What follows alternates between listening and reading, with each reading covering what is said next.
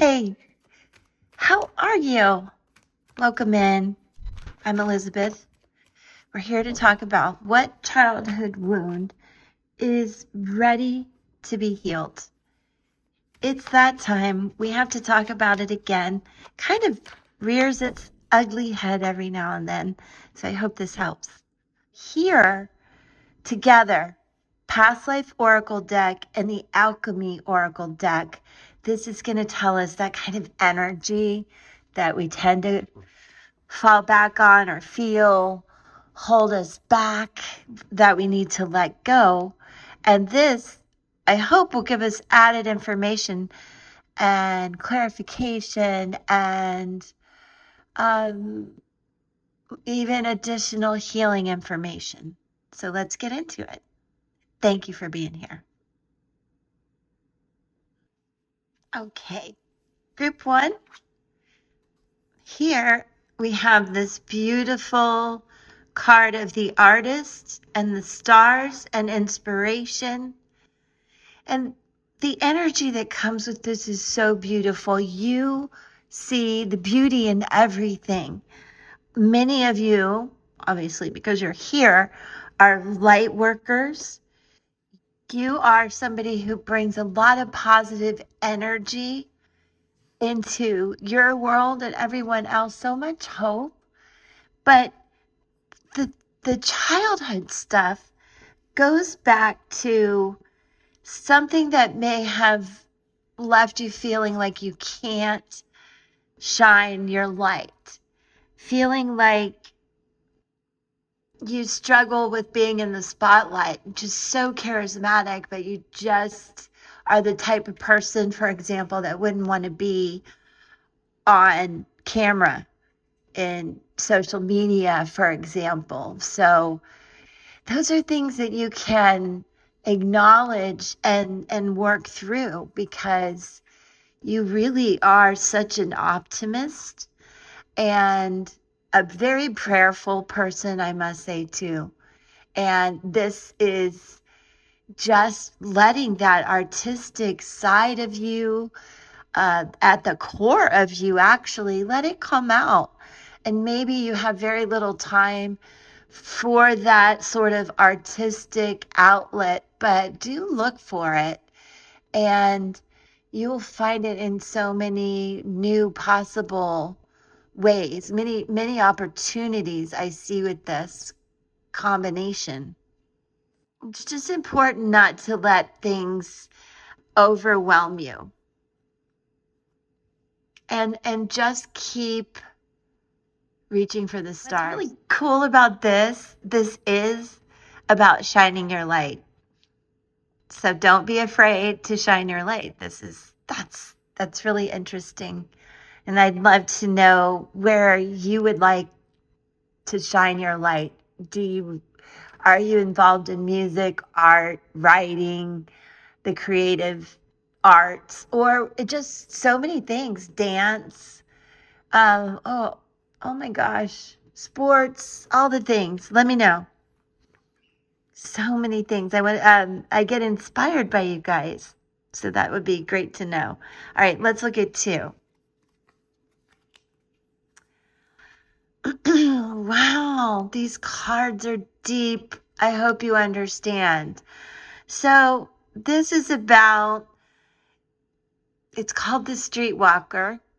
And it's when in childhood you haven't felt validated, or you were belittled or abused, neglected, abandoned, and you felt powerless, and then you began to give your power away in different ways, as you could see, by as I struggle to say, lying down with people and being careful what I say. And this is truly giving your power away.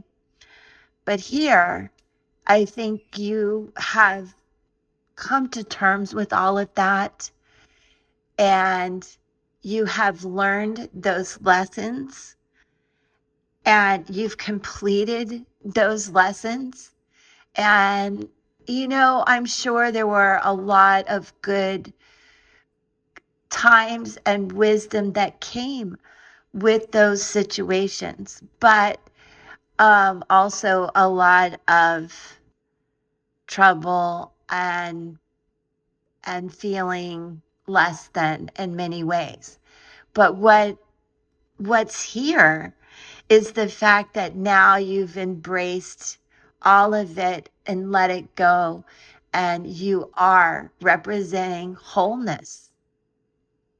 And this really embraces the energy of completeness, as we mentioned, healing, fullness, universal timing.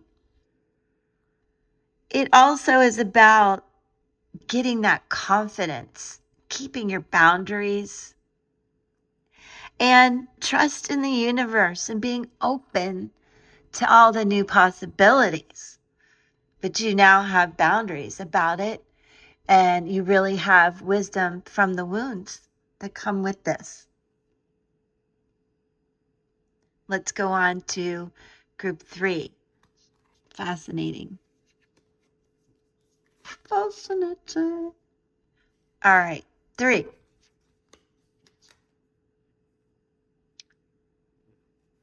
12, 12, and 65, which is 11, which is twin flame. This is wild. This is also about anger, passion, destruction, regeneration, spiritual shedding, rituals. What has been going on? What are you going through?